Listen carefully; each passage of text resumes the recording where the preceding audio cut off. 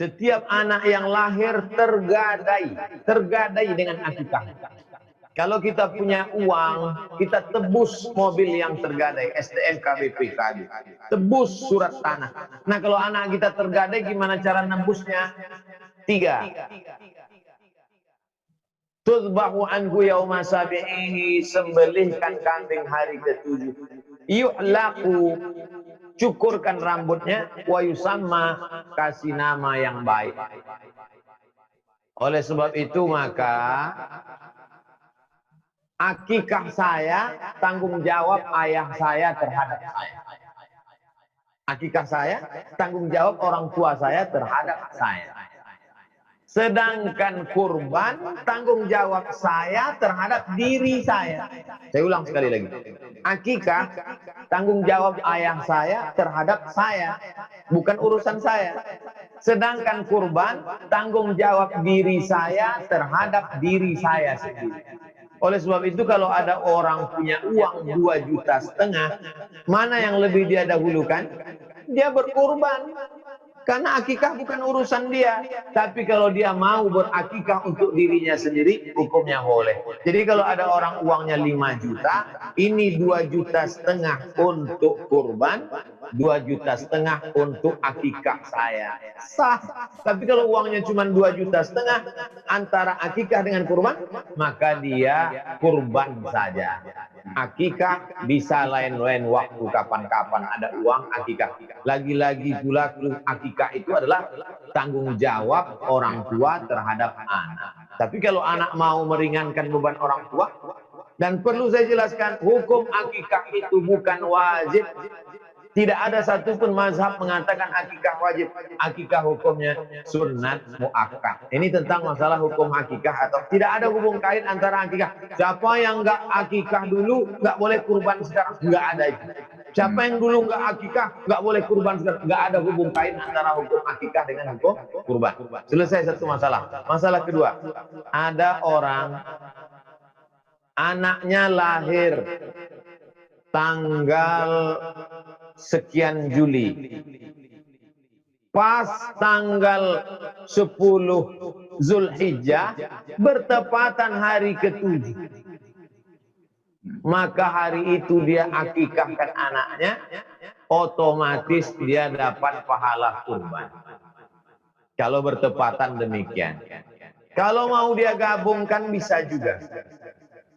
Dia gabungkan antara akikah dengan kurban.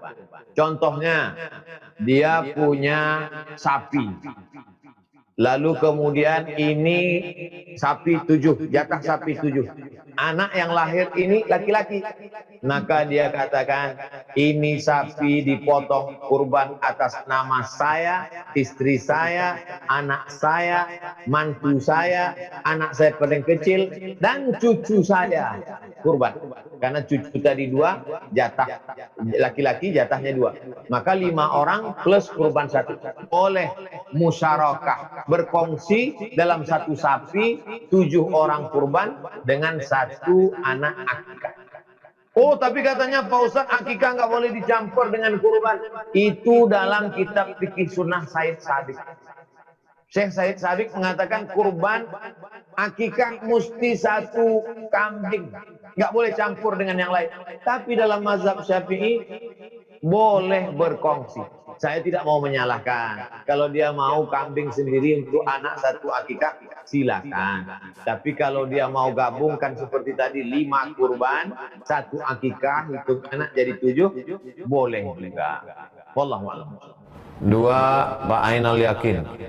Ustadz, apa hikmah dilarang motong kuku dan rambut bagi yang mau kurban ketika sudah masuk Zulhijjah? Dari tanggal 1 sampai 9 sampai 10 pagi kuku panjang 10 hari.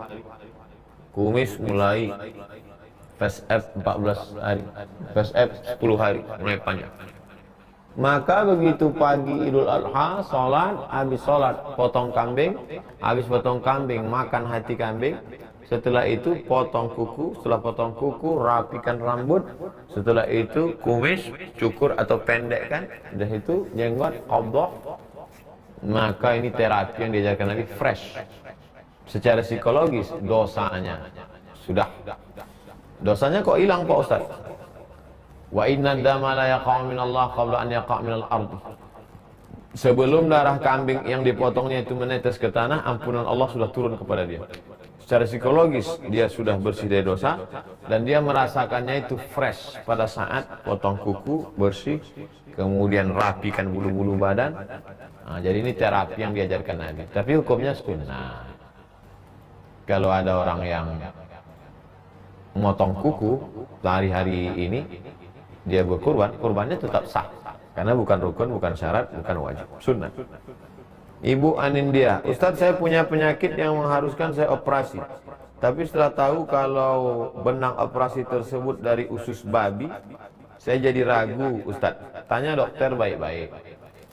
Jangan-jangan kita hanya mendengar informasi, mungkin sudah ada kemajuan teknologi. Bisa jadi hoax, bisa jadi dulu, sekarang tidak lagi. Bisa jadi juga kalau memang betul-betul dapat dipastikan demikian, maka ibu pilihannya dua, antara mati dengan makan babi. Jangankan pakai babi, makan babi. Nggak boleh pilih mati. Kata dokter, ibu operasi. Ibu makan babi atau mati. Nggak boleh ibu pilih mati. Dan ayatnya Pak Ustaz, la tulqu bi aidikum ila tahlukah. Jangan dengan dirimu sendiri kau jerumuskan ke dalam kebinasaan. Makan babi aja boleh saat darurat, apalagi cuman pakai benang babi.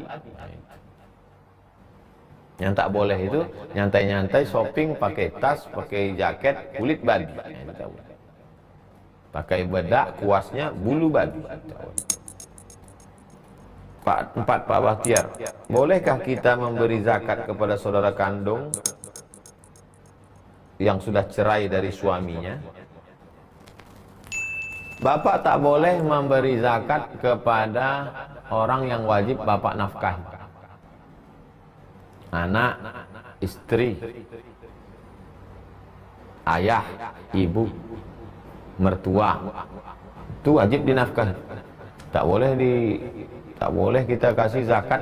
Ini zakat saya, anakku, papa sudah transfer 5 juta zakat sekaligus nafkah belanja kuliah kau bulan ini ya, kos-kosan, nggak bisa.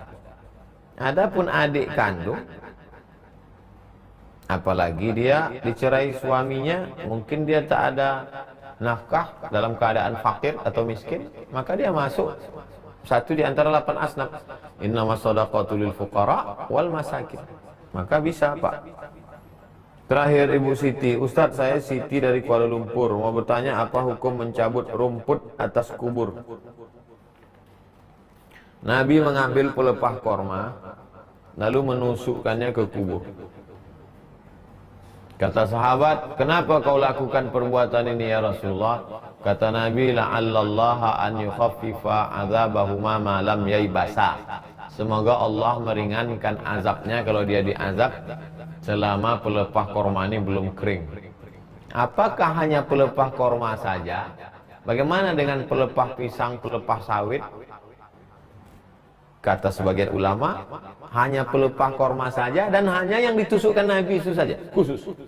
Tapi mayoritas ulama mengatakan pelepah korma itu hanya mewakili tanam-tanaman. Itulah yang dijadikan dalil orang untuk mengambil pelepah bunga. Bunga mawar, bunga-bunga itu diletakkan. Itu karena dia juga bertasbih sama seperti pelepah korma. Jadi Pak Ustadz, kalau di atas kubur itu tumbuh rumput, kalau dia sampai semak, sebaiknya dipotong, dirapikan, dibersihkan. Potong, bersihkan, rapikan. Kalau ditanam, bagus tanam bunga. Ada tuh pohon tak tahu saya namanya, pohon yang khusus ditanam di kubur-kubur di kampung. Kalau kita nengok itu tak biasa ditanam di depan rumah orang. Kalau orang nengok itu, wah ini tanaman kuburan nih. Nah, oleh sebab itu jangan sampai dibiarkan kuburan semak sampai, kalau kata orang Melayu, lalang setinggi toga. Lalang itu setinggi tegak. Jangan sampai begitu. Potong, rapikan. Innallaha jamilun yuhibbul jamal. Allah itu maha indah. Dia suka pada yang indah-indah. Allah suka pada yang bersih-bersih. Innallaha thayyibun la yaqbalu illa thayyiban. Allah Maha suci, Maha bersih, tak menerima kecuali yang bersih-bersih. At-tahuru syatrul iman. Suci itu setengah iman.